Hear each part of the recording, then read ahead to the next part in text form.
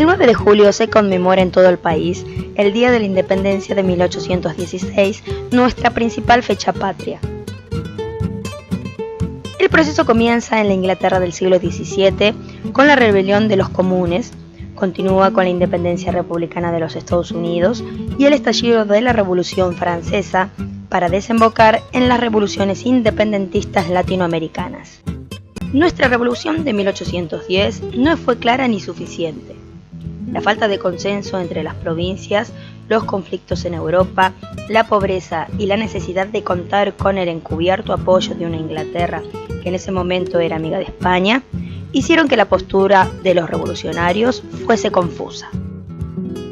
En Europa, las monarquías absolutistas habían reasumido la autoridad por la definitiva derrota de Napoleón en Waterloo en 1815.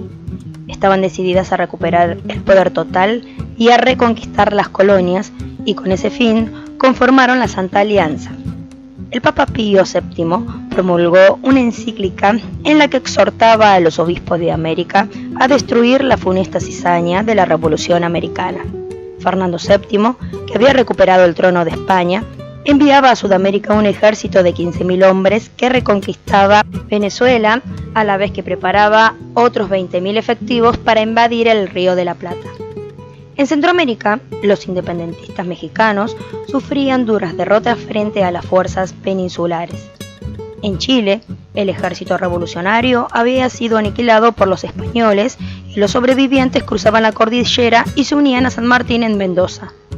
Paraguay no mantenía relaciones con el Congreso y los portugueses de Brasil avanzaban sobre la banda oriental.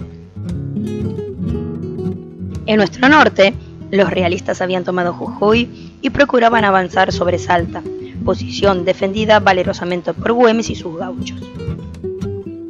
El debate sobre la oportunidad de proclamar nuestra independencia en realidad se arrastra desde el 25 de mayo de 1810, con las discusiones entre morenistas y los saavedristas.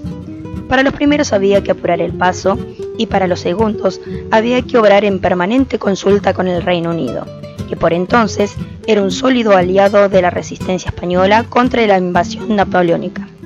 Los morenistas, tras la misteriosa muerte de su líder, conformaron la Sociedad Patriótica liderada por el tucumano Monteagudo. Esta lógica revolucionaria, compartida por el recién llegado José de San Martín entre muchos, chocaba contra el realismo político del secretario del primer triunvirato, Bernardino Rivadavia, el futuro padre de la deuda externa, que acababa de retar a Manuel Belgrano porque había tenido la osadía de crear una bandera. Tanto la Sociedad Patriótica como la Logia de Caballeros Racionales, que luego se llamara Lautaro, decidieron enfrentar aquel triunvirato que estaba poniendo en serio freno a la Guerra de Liberación y postergando sin fecha la reunión del Congreso Constituyente y la declaración de nuestra independencia. La primera acción militar de San Martín en nuestra tierra fue participar activamente en el derrocamiento de aquel gobierno tripartito, impulsando la asunción de un segundo triunvirato acorde a los ideales de la Sociedad Patriótica y la Logia, que convocará inmediatamente al Congreso, que pasará a la historia como la Asamblea del año 13. Si bien se abolieron los títulos nobiliarios, los inhumanos métodos de trabajo aplicados a los habitantes originarios y los instrumentos de tortura, se aprobaron los símbolos patrios y se declaró la libertad de los hijos de los esclavos nacidos a partir de entonces, la Asamblea no concretó los objetivos para los que había sido convocada: la redacción de una constitución republicana y la declaración de nuestra independencia. En esto tuvo mucho que ver la idea de Carlos María de Alvear, digno representante de los sectores económicamente más poderosos de Buenos Aires, que, retomando la idea rivadaviana, buscaban por todos los medios no enemistarse con Gran Bretaña y concentrar el poder en la ciudad-puerto de Buenos Aires. Alvear buscaba la creación de un poder ejecutivo unipersonal y centralizador. En ese contexto se inscribe el rechazo de los diputados artiguistas, que traían entre sus instrucciones un plan de gobierno federal y republicano que implicaba un justo reparto de la riqueza entre las regiones y sectores sociales, el traslado de la capital y la nacionalización en las rentas aduaneras portuarias de Buenos Aires. Al momento de reunirse el Congreso de Tucumán, la situación nacional era muy crítica. Y para colmo, la situación económica era desastrosa. Los escasos recursos se destinaban al mantenimiento de las harapientas y mal pertrechadas tropas, ni hablar de las inversiones ni de los gastos sociales. Frente a este sombrío panorama, se abrió una alternativa: entregarse o luchar hasta las últimas consecuencias. Alvear eligió la primera opción y envió una misión diplomática a cargo de Manuel José García con el fin de entrevistarse con el embajador británico en Río de Janeiro, Lord Strangford. Del otro lado, muchos hombres y mujeres del pueblo, y junto a ellos San Martín y Güemes, decididos a lanzarse a la guerra a muerte, a todo o nada, sabiendo que para 1816 a Fernando VII solo le faltaba recuperar el territorio del ex virreinato del Río de la Plata, la única zona americana que resistía el avance de los españoles. Caía sobre los revolucionarios en esas tierras la enorme responsabilidad de resistir y extender la revolución hasta expulsar definitivamente a los españoles. En aquel contexto, Alvear fue obligado a renunciar por la presión de ambos ejércitos, el de los Andes, liderado por San Martín, y al norte por Álvarez Tomás, que terminará asumiendo el directorio y convocando finalmente el Congreso General Constituyente de Tucumán. El lugar elegido para las reuniones fue la casa de Francisca Bazán de Laguna, una conocida vendedora de empanadas. Era una típica casa colonial del siglo XVII. Los ambientes de adelante se alquilaban para negocios de venta de mercadería. Ya dentro de la casa, la demolición de paredes permitió el uso de un salón de 15 metros por 5. Los muebles fueron prestados por los conventos de Santo Domingo y San Francisco. El 24 de marzo de 1816 comenzaron las sesiones del Congreso bajo la presidencia del doctor Pedro Medrano. Se resolvió que la presidencia sería rotativa y mensual. El primer tema que tuvo que tratar fue el reemplazo del renunciante director supremo Ignacio Álvarez Tomás. El siguiente tema fue el debate sobre la forma de gobierno. La mayoría de los congresales estaban de acuerdo con establecer una monarquía constitucional, que era la forma más aceptada en la Europa de la Restauración. El informe de Belgrano, recién llegado de Europa, explicaba que solo existía una ligera esperanza de conseguir algún apoyo del viejo continente si se abandonaba la idea de la democracia republicana y se instauraba una monarquía moderada, encabezada por un príncipe inca. Apoyado por San Martín, Güemes y los diputados del Alto Perú, quienes propusieron que la capital del reino fuera Cusco. Los enviados de Buenos Aires dijeron que la idea era ridícula, porque no se aceptaría un rey en hojotas.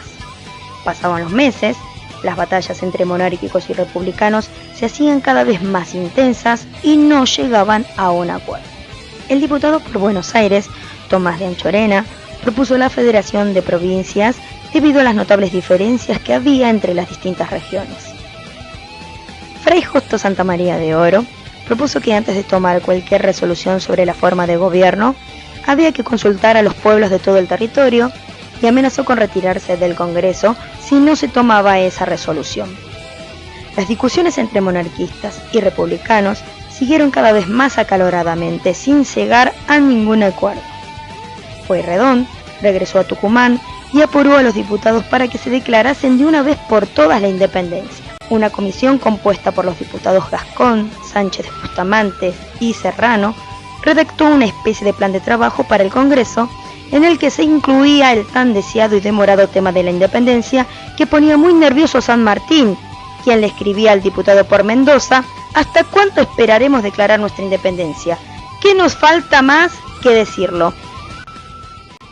El martes 9 de julio de 1816 no llovía como aquel 25 de mayo de hacía 6 años. El día estaba muy soleado y a eso de las 2 de la tarde los diputados del Congreso comenzaron a sesionar. A pedido del diputado por Jujuy, Sánchez de Bustamante, se trató el tema del proyecto de liberación sobre la libertad e independencia del país. Bajo la presidencia del sanjuanino Narciso Laprida, el secretario Juan José Paso preguntó a los congresales si querían que las provincias de la Unión fueran una nación libre de los reyes de España y su metrópoli. ¿Queréis que las provincias de la Unión sean una nación libre de los reyes de España y su metrópoli? ¡Sí, queremos! Todos los diputados aprobaron por aclamación su propuesta y así fueron firmando el Acta de la Independencia, que declaraba solemnemente a la faz de la tierra que es voluntad unánime e indubitable de estas provincias romper los vínculos que las ligaban a los reyes de España, recuperar los derechos de que fueran despojadas e invertirse el alto carácter de nación independiente del rey Fernando VII y sus sucesores y metrópoli. El acta fue escrita en español y en quechua, debido a la influencia del idioma de los pueblos originarios del norte y del Alto Perú.